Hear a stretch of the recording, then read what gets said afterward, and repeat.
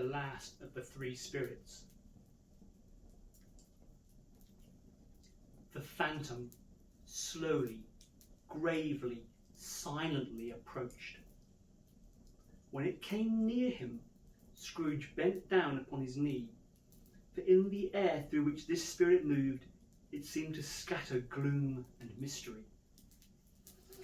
It was shrouded in a deep black garment which concealed its head, its face, its form, and left nothing of it visible save one outstretched hand.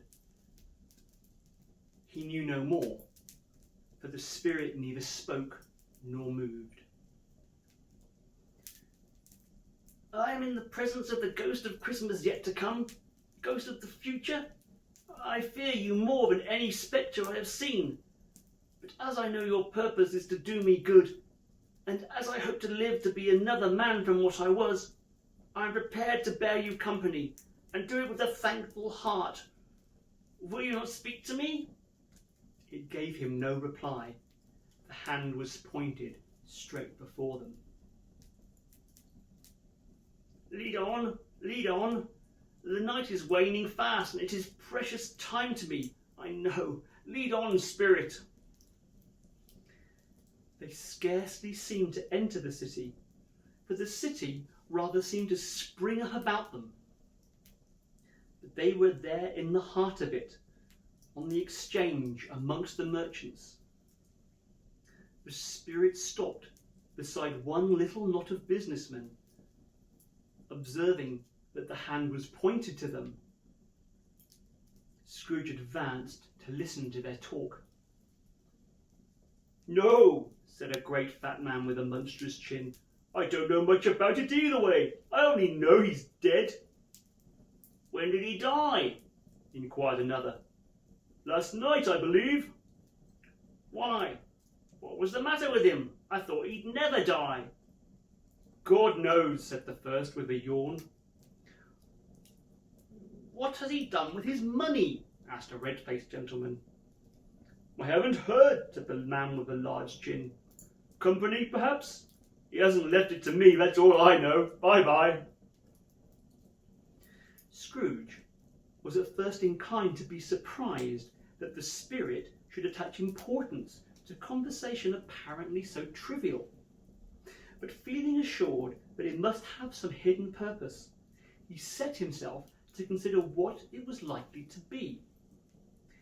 It could scarcely be supposed to have any bearing on the death of Jacob, his old partner, for that was past, and this ghost's province was the future. He looked about in that very place for his own image, but another man stood in his accustomed corner, and though the clock pointed to his usual time of day for being there, he saw no likeness of himself among the multitudes that poured in through the porch. It gave him little surprise, however, for he had been revolving in his mind a change of life, and he thought and hoped he saw his newborn resolutions carried out in this. They left this busy scene and went into an obscure part of the town, to a low shop where iron, old rags, bottles, bones, and greasy offal were bought. A grey-haired rascal of great age sat smoking his pipe. Scrooge and the phantom came into the presence of this man, just as a woman with a heavy bundle slunk into the shop. But she had scarcely entered when another woman, similarly laden, came in too, and she was closely followed by a man in faded black. After a short period of blank astonishment, in which the old man with the pipe had joined them, they all three burst into a laugh. Let the charwoman alone to be the first, cried she who had entered first. Let the laundress alone to be the second, and let the undertaker's man alone to be the third. Look here, old Joe, here's a chance if we haven't all three met here without meaning it. You couldn't have met in a better place. You were made free of it long ago, you know, and the other two ain't strangers. What have you got to sell? What have you got to sell? Half a minute's patience, Joe, and you shall see.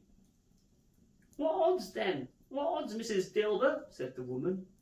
"Every person has a right to take care of themselves. He always did. Who's the worse for the loss of a few things like these? Not a dead man, I suppose." Mrs. Dilber, whose manner was remarkable for great propitiation, said, "No, indeed, ma'am." "If he wanted to keep him after he was dead, a wicked old screw, why wasn't he natural in his lifetime?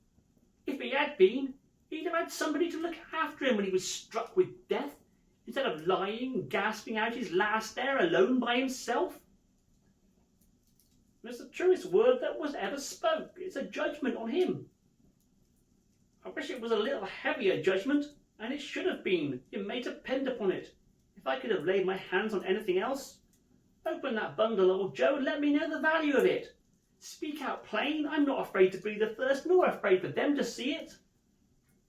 Joe went down on his knees, for the greater convenience opening the bundle, and dragged out a large and heavy roll of some dark stuff. "What do you call this? Bed curtains?" "Ah, bed curtains. Don't drop that oil upon the blankets now." "His blankets?" "Who else's, do you think? He isn't likely to take cold without 'em, I dare say. Ah, you may look through that shirt till your eyes ache, but you won't find a hole in it, not a threadbare place. It's the best he had, and a fine one too. I'd have wasted it by dressing him up in it if it hadn't been for me." Scrooge listened to their dialogue in horror. "Spirit, I see. The case of this unhappy man might be my own. My life tends that way now. Merciful heaven, what is this?" The scene had changed, and now he almost touched a bare, uncurtained bed. A pale light rising in the outer air fell straight upon this bed, and on it, unwatched, unwept, uncared for, was the body of this plundered, unknown man. "Spirit, let me see some tenderness connected with the death, or this dark chamber spirit will be forever present to me." The ghost conducted him to poor Bob Cratchit's house, the dwelling he had visited before, and found the mother and the children seated round the fire. Quiet, very quiet. The noisy little Cratchits were as still as statues in one corner, and sat looking up at Peter, who had a book before him. The mother and her daughters were engaged in needlework, but surely they, too, were very quiet. "And he took a child and set him in the midst of them." Where had Scrooge heard those words? He had not dreamed them. The boy must have read them out. As he and the spirit crossed the threshold, why did he not go on? The mother laid her work upon the table and put her hand up to her face. "The colour hurts my eyes," she said. "The colour? Ah, poor Tiny Tim." "They're better now again. It makes them weak by candlelight, and I wouldn't show weak eyes to your father when he comes home. For the world, it must be near his time." "Past it rather," Peter answered, shutting up his book. "But I think he has walked a little slower than he used these last few evenings, mother. I have known him walk with Tiny Tim upon his shoulder very fast indeed." "And so have I," cried Peter. "Often." "And so have I," exclaimed another. So had all. "But he was very light to carry, and his father loved him so that it was no trouble. And there is your father at the door." She hurried out to meet him, and little Bob, in his comforter, he had need of it, poor fellow, came in. His tea was ready for him on the hob, and they all tried who should help him to it most. The two young Cratchits got upon his knees and laid each child a little cheek against his face, as if they said, "Don't mind it, father, don't be grieved." Bob was very cheerful with them, and spoke pleasantly to all the family. He looked at the work upon the table, and praised the industry and speed of Mrs. Cratchit and the girls. They would be done long before Sunday, he said. Sunday? You went today then, Robert? Yes, my dear, returned Bob. I wish you could have gone. It would have done you good to see how green a place it is. But you'll see it often. I promised him that I would walk there on a Sunday. My little child, my little child. He broke down all at once. He couldn't help it. If he could have helped it, he and his child would have been farther apart, perhaps, than they were.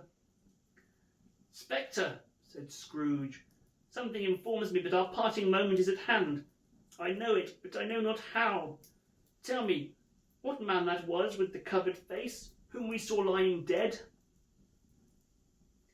The ghost of Christmas yet to come conveyed him to a dismal, wretched, ruinous churchyard. The spirit stood amongst the graves and pointed down to one. Before I draw nearer to that stone to which you point, answer me one question. Are these the shadows of the things that will be, or are they shadows of the things that may be only? Still the ghost pointed downward to the grave by which it stood. Men's courses will foreshadow certain ends, to which, if persevered in, they must lead, but if the course be departed from, the ends will change. Say it is thus with what you show me. The spirit was as immovable as ever. Scrooge crept towards it, trembling as he went, and, following the finger, read upon the stone of a neglected grave his own name, Ebenezer Scrooge. Am I the man who lay upon the bed? No, spirit, oh no, no, spirit, hear me. I am not the man I was. I will not be the man I must have been but for this intercourse. Why show me this if I am past all hope? Assure me that I yet may change these shadows you have shown me by an altered life. For the first time, the kind hand faltered. I will honour Christmas in my heart and try to keep it over here. I will live in the past, the present, and the future. The spirits of all three shall strive within me. I will not shut out the lessons they teach. Oh, tell me, I may sponge away the writing on this stone. Holding up his hands in one last prayer to have his fate reversed, he saw an alteration in the phantom's hood and dress. It shrunk, collapsed, and dwindled down into a bedpost.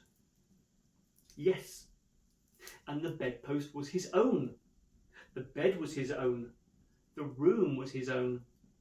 Best and happiest of all, the time before him was his own, to make amends in.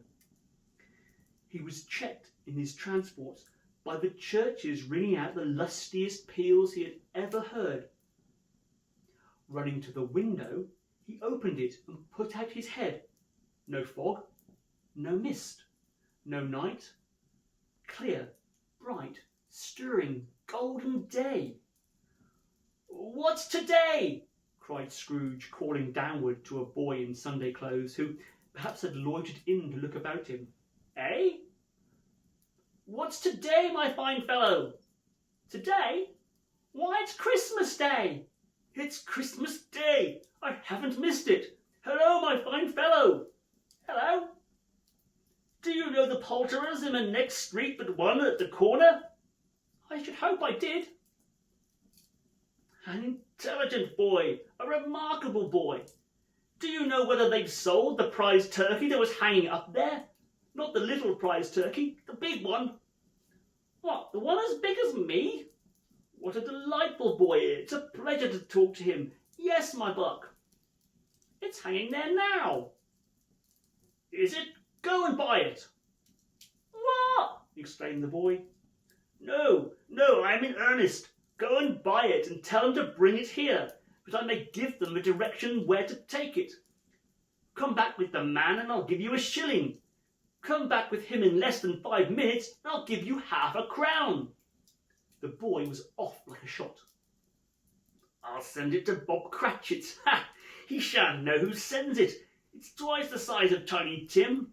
Joe Miller never made such a joke as sending it to Bob's will be." The hand in which he wrote the address was not a steady one, but write it he did, somehow, and went downstairs to open the street door, ready for the coming of the poulterer's man. It was a turkey. He never could have stood upon his legs, that bird. He would have snapped them short off in a minute like sticks of sealing wax. Scrooge dressed himself all in his best, and at last got out into the streets. The people were by this time pouring forth, as he had seen them with the ghost of Christmas present, and, walking with his hands behind him, Scrooge regarded every one with a delighted smile. He looked so irresistibly pleasant, in a word, that 3 or 4 good-humoured fellows said, "Good morning, sir. Merry Christmas to you." And Scrooge said often afterwards that of all the blithe sounds he had ever heard, these were the blithest in his ears. In the afternoon he turned his steps toward his nephew's house. He passed the door a dozen times before he had the courage to go up and knock, but he made a dash and did it. "Is your master at home, my dear?" said Scrooge to the girl. Nice girl, very. "Yes, sir."